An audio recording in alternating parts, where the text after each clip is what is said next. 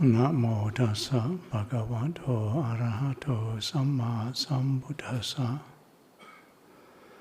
Namo tassa bhagavato arahato samma sambuddhassa. Namo tassa bhagavato arahato samma sambuddhassa. Buddhang dhammang sanghang namassami.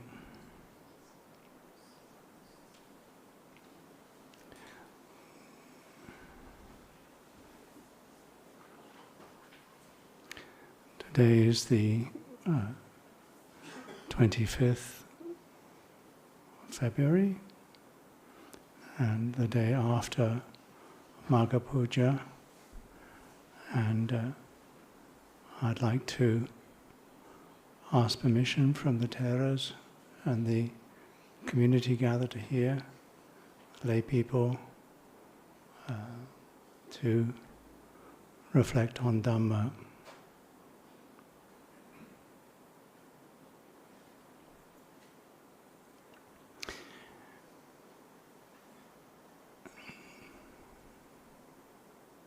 The occasion is Māgha Puja, and the usual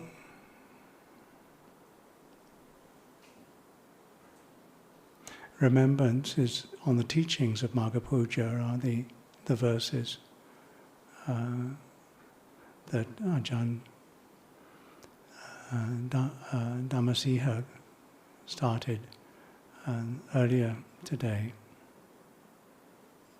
And there are three verses.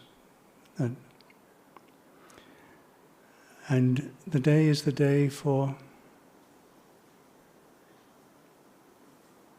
celebrating the Sangha. Celebrating the Sangha, celebrating those who practice well, those who practice directly, those who practice with clear knowing, and those who practice with complete integrity. That's the recollection, the Sangha as a refuge, and bringing it to the sort of human, ordinary level.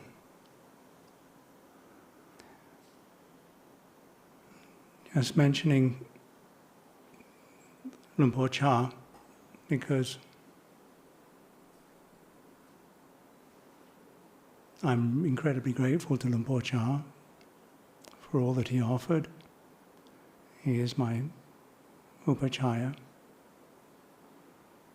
the one who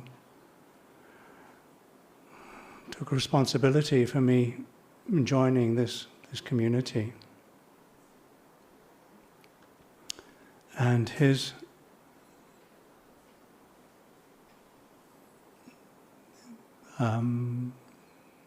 distinction among the many wonderful and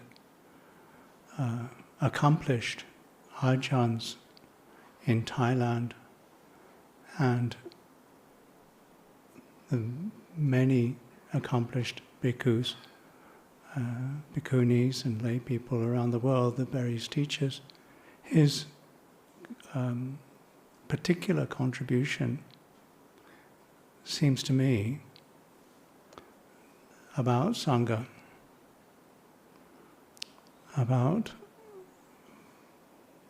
finding ways for people to live and work together. This was his particular contribution. Consciously, when he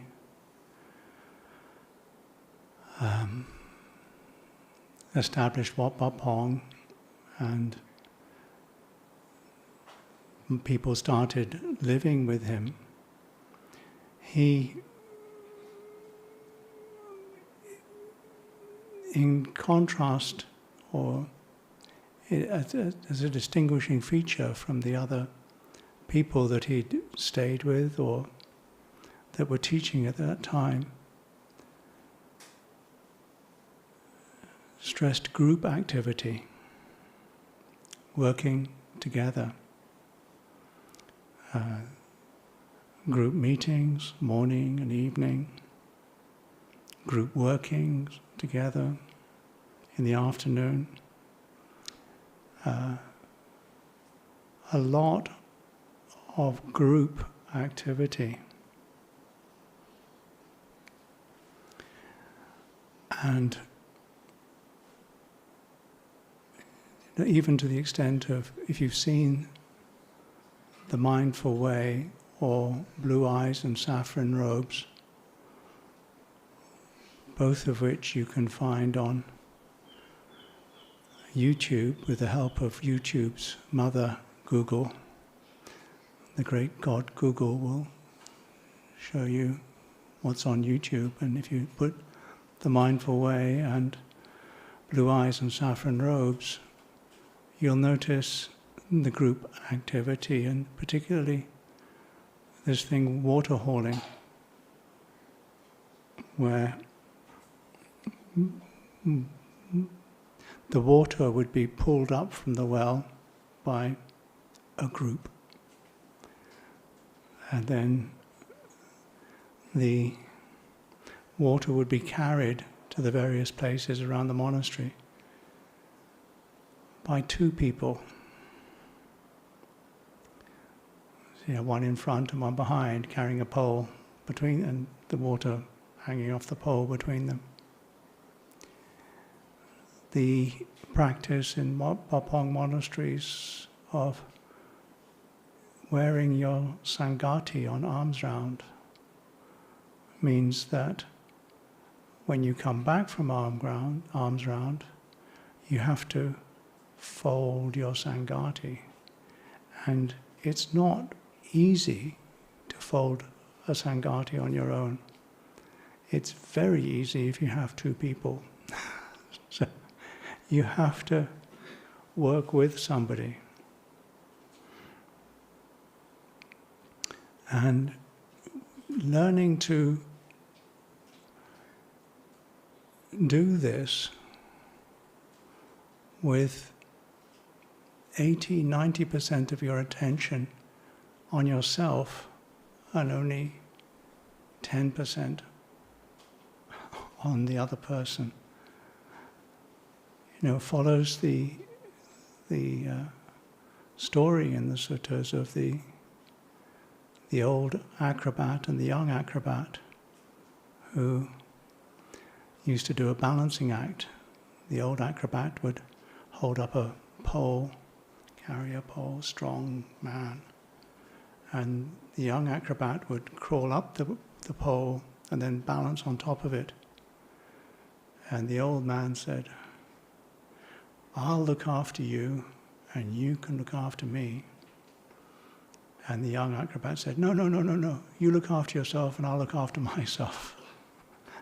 And yes, they worked together, but the Buddha praised the young acrobat, not the old acrobat. And this is interesting, because you would think working in community you have to look out for other people, but that story and the way that Luang Por Chah, I believe, taught was, no, if you're in a community you need to look out for here. And then, as many of you know, from about 1982 to 92, when he died, Luang Por Chah was very sick. And 5 monks looked after him 24 hours a day.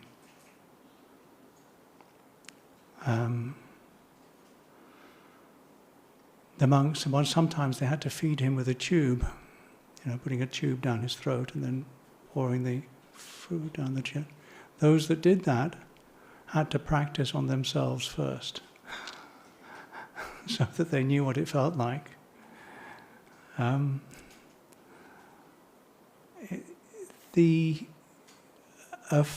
Usually when a teacher who's had many disciples leaves, dies or passes on in some way or just goes away, or the disciples will go their own way. And even at the time of the Buddha there was a bit of that. So it's not something that's confined. And what has happened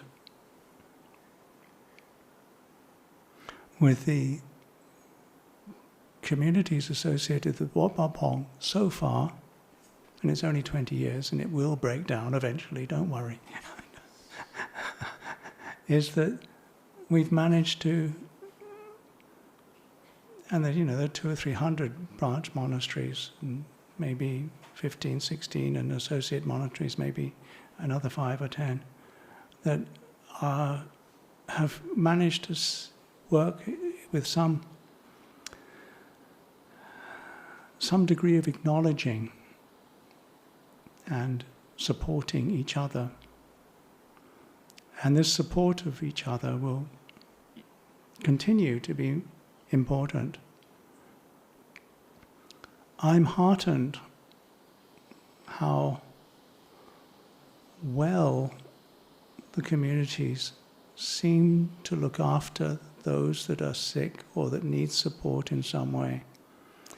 We're coming to the stage when we're getting to community members with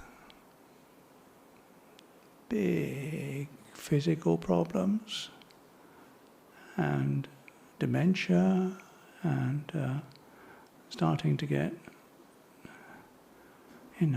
even here you can see, for how long did Ajahn Dhamma-Siha resist getting something to take him up and down the hill?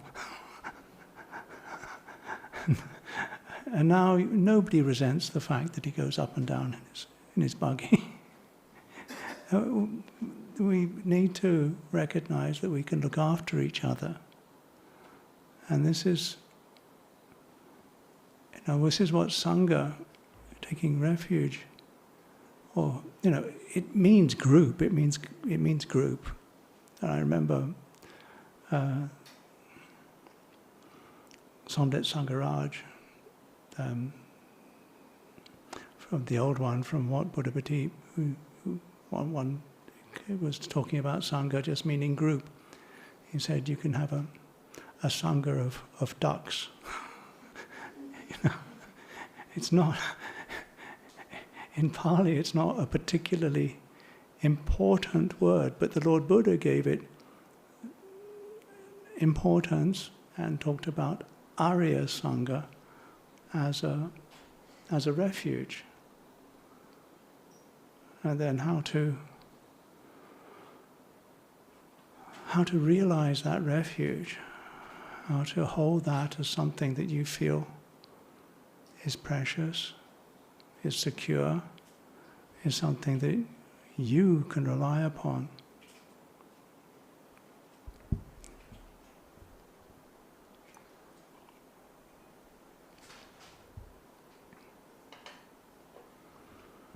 And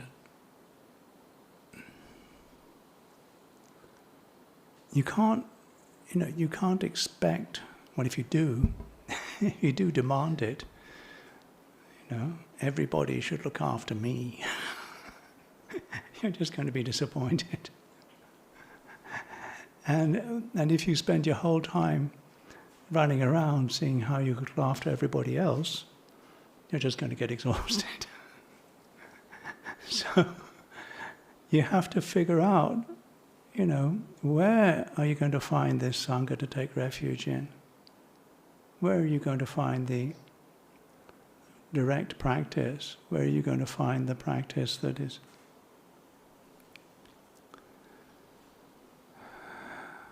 where are you going to find the good practice, the direct practice, the practice that actually understands, and then the practice that is accomplished? Sorry, it's going to have to be here. You're going to have to find the Sangha here to take refuge in it. You can't expect it outside. And then, if you look after this 80-90% of the time, then so out. I say to people that if they want to judge how they've progressed in their practice, because, we're a bit like kids sometimes. We like to stand up against the side of the door and then draw a little line to see how much we've grown this year. And then check against what we drew last year. How have I progressed in my practice?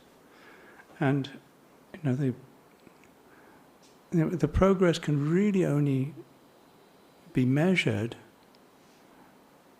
by your relationship in society.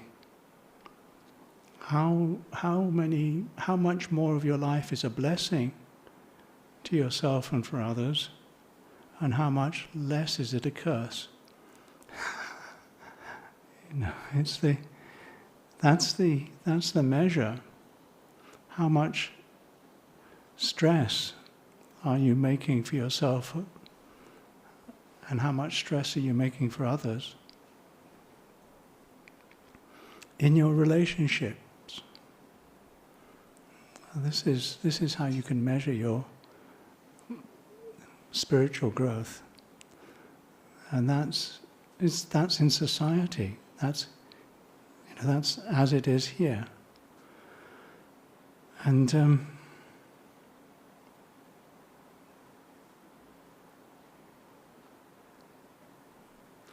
I think one of the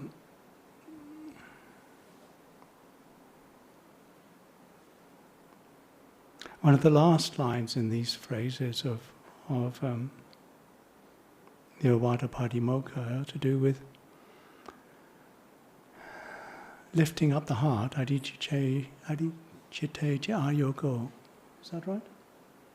Yeah, that's lifting up the heart, yes? Finding the higher heart. Purifying the heart. Yeah? I'm checking, because I have friends who know these things. This is so. It's this reflection that in the last phrase, it's to do with how you consume things, and then how you are where you are. Is that right? Matanyutacha patasming patancha sayanasanam. Yeah? Is that right? That's about right, isn't it? Right measure in meeting, yes. How you consume things. And patancha sayanasanam is being contented wherever you're in your place, secluded in your place. Yeah? Sorry, I need to check, because they'll tell me later if I don't get it right now. But those things, reflecting on them,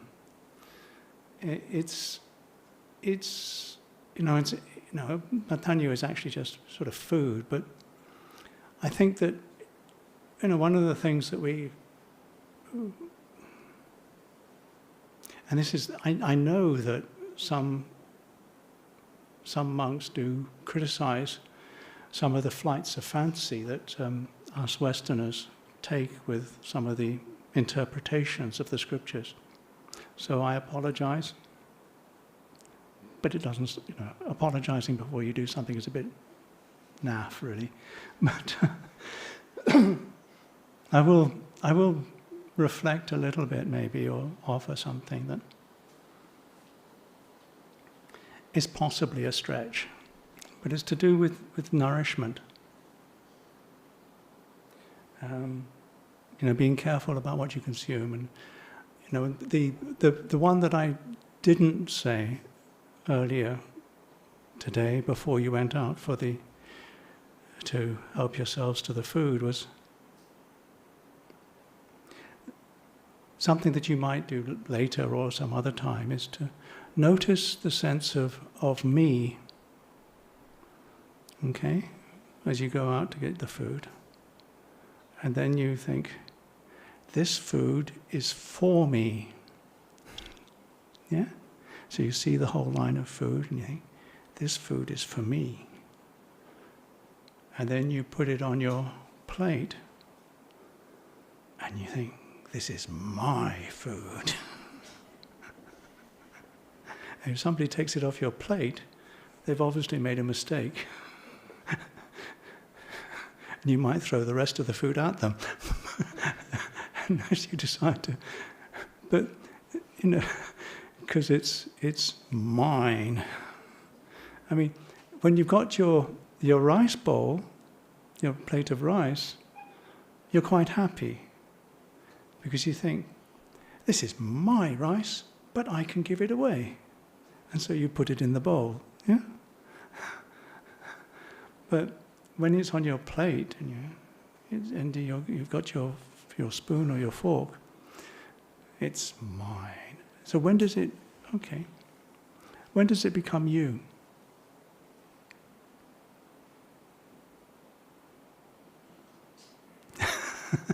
And what happens if you're sick? What happened to yesterday's food? Is it still you? Notice that sense of taking things personally. Yeah? You're receiving some nourishment and you're taking it personally. Yeah?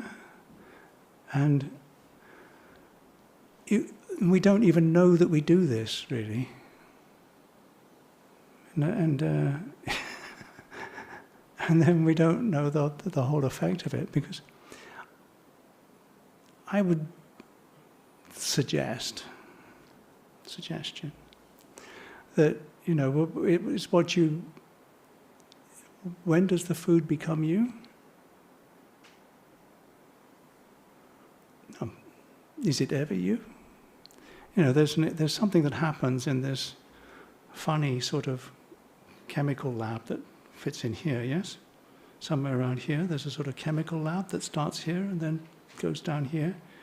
And there's all sorts of heat and chemistry going on and different bits of mechanical things happening. Yeah? It's all working in here, isn't it? And it's converting energy. And then that energy is something that you then use in some way, depending on your intentions. Some of intentions are conscious, some of them are unconscious, some of them are whatever. And you convert this into action. And action, intentional action, is what? Karma. Yeah? And, I am the owner of my karma, heir to my karma, born of my karma, related to my karma, abide supported by my karma. Whatever karma I shall do, for good or for ill, of that I shall be the heir. The food only really becomes you when is what you do with it. Yeah? And so you need to be careful about the karma you create. And karma itself is a type of food, isn't it? It's one of the 4 nourishments, isn't it? Yeah? It's a strange one, isn't it? You've got the four nourishments, yeah? The 4 foods. You've got the stuff you eat, yeah? And that, the relationship to that, the reflection that you have to do with that is horrific. You should... No. The good reflection is that if it was your last meal, if you knew the value of generosity, you would give something. If it was the last bit of food that you had, if you knew the value of generosity, you would give something. That's the good description of food. The more horrifying one is, you're walking across a desert with your husband or your wife, and you have one child. You've heard this one, haven't you, some of you? It's a bit difficult. Yeah? And you decide that the only way you're going to survive is to kill that child. Do you know the story about how the child dies? Do you want the long story? The long story is that, I think, is that the mother can't kill the child, so she sends it to the father. The father can't kill the child, so he sends it to the mother. The mother can't kill the child, sends it to the father. Father can't kill the child, sends it to the mother. The guy dies of exhaustion. and then if you knew this is how you should treat the nourishment of food, how would you eat that child? What would you feel like when you were eating that child? You've got an imagination. It would be pretty horrific, eh? So that's a suggestion about how you should treat physical food. So when you get to the front of the queue and you think, all of this food's for me, and then I put it on my plate, it's mine, and I can eat it, and it's delicious. I do say appreciate food because, you're really lucky to have any food, because that's a big deal. But it's important to recognize that, this is, for the monks we have this thing, not for fun, not for pleasure, not for fattening, not for beautification, only for the maintenance and nourishment of this body, for keeping it healthy, for helping with a holy life, thinking thus I will allay hunger without overeating, so that I may continue to live blamelessly and at ease. Pop. So that's how we're supposed to reflect on how we consume food, because we don't have kids. But it's useful to know how you can consume. These are just reflections about food, and that's just the physical food. The next food is the sense impressions. Yeah, sense impressions. The description of that. They're likened to. Hey, you do have cattle in this country, don't you? Yeah, and you have flies. Do you have flies? Some parts of Aussie, you have cats and flies. So, if you can imagine a cow without, a cow or a bull, we're not being sexist here, without its skin, how would it feel about the flies? Pretty irritated. Pretty irritated. And that's what sense impression is likened to as food. Yeah? So all, at our eyes, ears, nose, tongue, body and mind, eyes, ears, nose, tongue and body, we receive sense impressions. And any sense impression is an irritation, because otherwise it wouldn't register. Yeah? So careful about what you eat. So careful about your senses. Protect your senses. Because they're burning with the fire of greed, burning with the fire of hatred, burning with the fire of delusion. This is the third sermon, and the third sermon, as you probably know, the Buddha really nailed it on the third sermon. The first sermon, he got the ball rolling, and that was the basis of all his later teaching. The second sermon was like, don't question what you take personally, and don't take it personally. The third sermon, and that five beings were enlightened, and there were 6 arahants in the world. The third sermon was very cost-effective. There were 1,000 matted-haired ascetics who were worshipping fire, and he gave the fire sermon, and all were enlightened at the end of it. Well, that's pretty good, and that was about the eye is burning, the nose is burning, the tongue is burning, the ear is burning, the body, body is burning, the mind is burning with the fire of greed, burning with the fire of hatred, burning with the fire of delusion. When this is understood, it gets cool. So in terms of that as food, understanding that, seeing how you relate to food. And the third food is actually karma. Karma itself. That's the good karma and the bad karma. And they're likened to, I think, to people grabbing you, some two strong people grabbing you and pulling you towards a fire pit.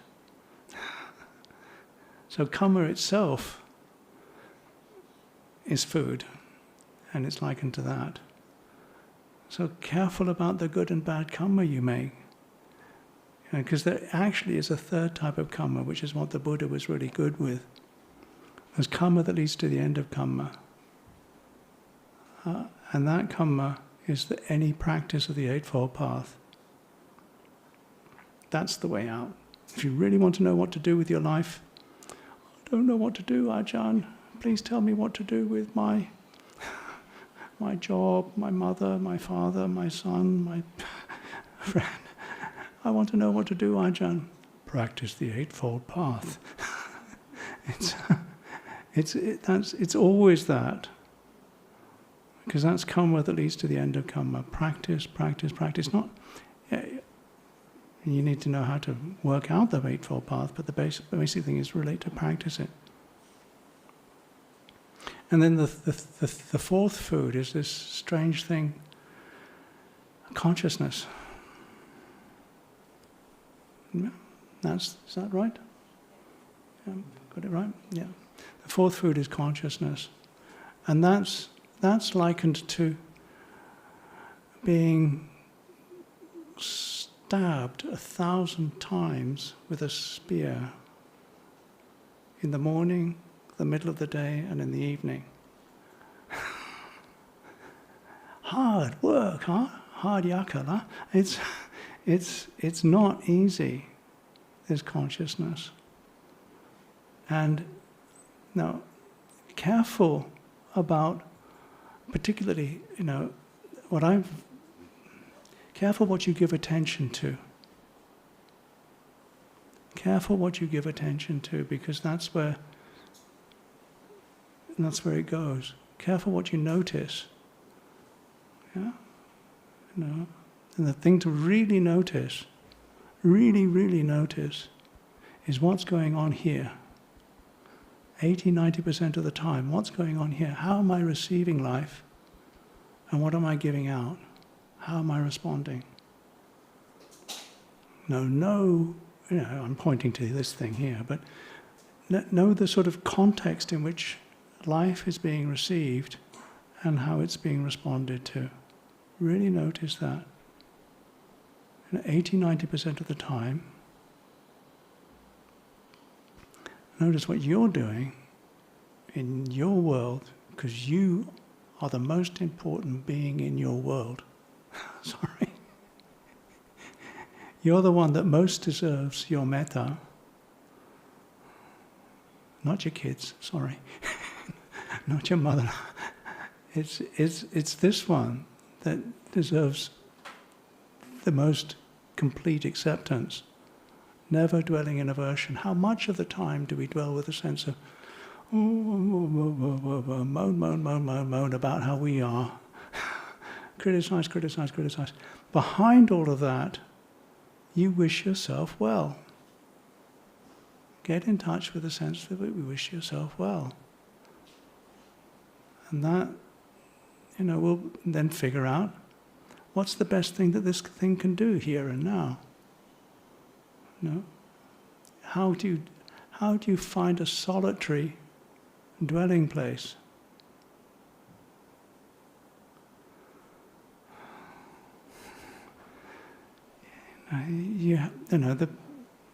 Yes, by all means, look at what your social media is like. but don't get too fussed on that. But look at this present moment, the ideal solitude. Yeah? Where you don't go forward, you don't go backwards, you don't stand still. Now the idea of one of the things that I think this is probably not right, so I accept a criticism for this, is that one of the ways that the description of the good practicer is, the the sotapanna, how difficult it is. It's one of the ways it's described as defeating 1,000 people in hand-to-hand combat. And in those days, hand-to-hand combat would be spears and swords and stuff. And so it's like morning, noon, and night defeat the 1,000 spears that are coming towards you. It's not easy. I never was saying it was easy, but it is practice. And one of the ways that I do talk about it, and again, this will probably be criticized, is the sense of I am somebody. This basic belief, that we carry around, I am somebody. And then we take it personally. This is for me, and then this is mine. So I am somebody. At the same time as that happens, at exactly the same time, or another way of getting to that thing is the sense of, I need to do something. Yeah? Because I am somebody, I need to do something. Tell me the ritual that will save my life. If I light the incense in the right order, if I do the right chant, if I learn the right sutta, if I behave in the right way, if I find the right meditation cushion, if I find the right teacher, if I find the right practice to do, I will realize enlightenment. If I find the right, And then, of course, comes with that, exactly the same time, is, I'm not sure I can do it. I don't know if it's the right thing. Maybe it's the wrong thing. Maybe I'm doing it all wrong. Maybe it's impossible for me to do anyway. What are those things? It's clinging to rites and rituals and doubt. And those are the first three fetters. So Ajahn Vajiro is going to tell me what to do. And of course, that's the same thing, isn't it? I am somebody, Ajahn Vajiro is going to tell me, and then I'm not sure if it's the right thing, because maybe Ajahn Vajiro doesn't really know.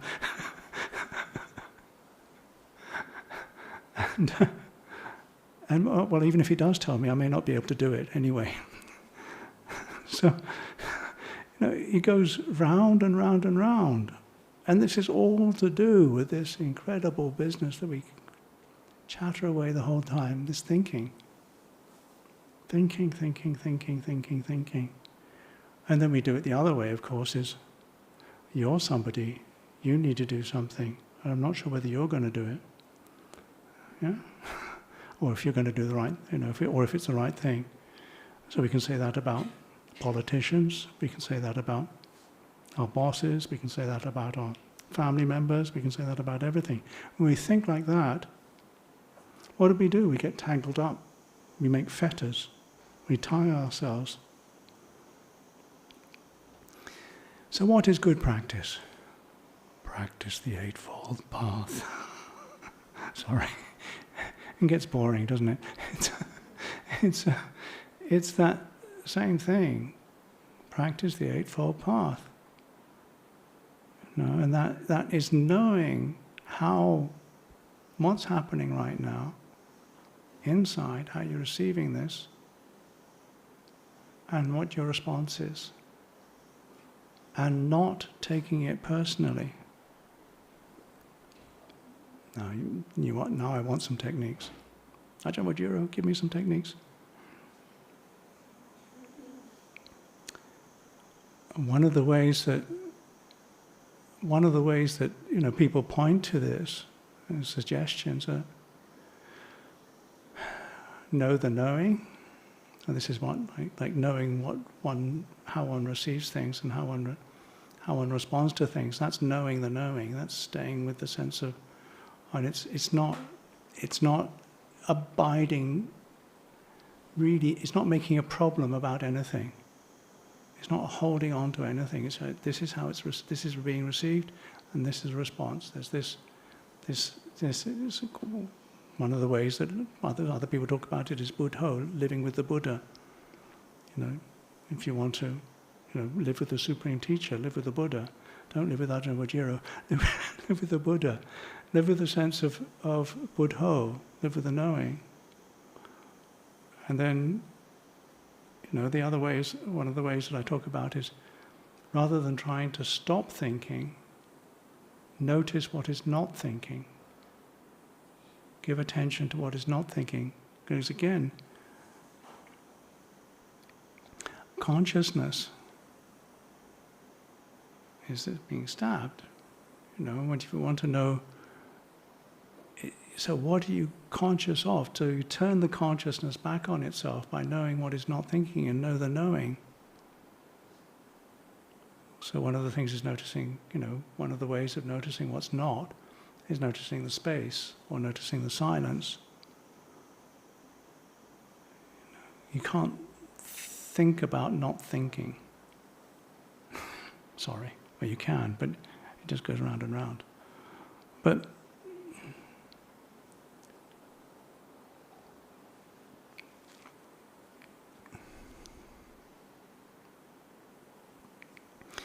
one of the ways that Ajahn Sumedho stresses is not taking this so personally. It's just processes. These are processes. It's not taking the whole business of the story of what this personality is. Personally, it's a conditioned thing. It's been conditioned. There's your whole social conditioning. And it's just conditions, and conditions arise and cease. It's not that you have to get rid of your personality. I can't get rid of my personality because that's ridiculous. It's learning to know. It's just not. Notice the sense of ease that comes when you do smile at yourself. Yeah. When you see how stupid things are. I found that really helpful when I was in incredible pain. I had a herniated disc, sequestered disc hernia, which is when the disc actually breaks. And I woke up in the middle of the night having to crawl with my elbows actually to the loo. To vomit because I was so sick and so much pain.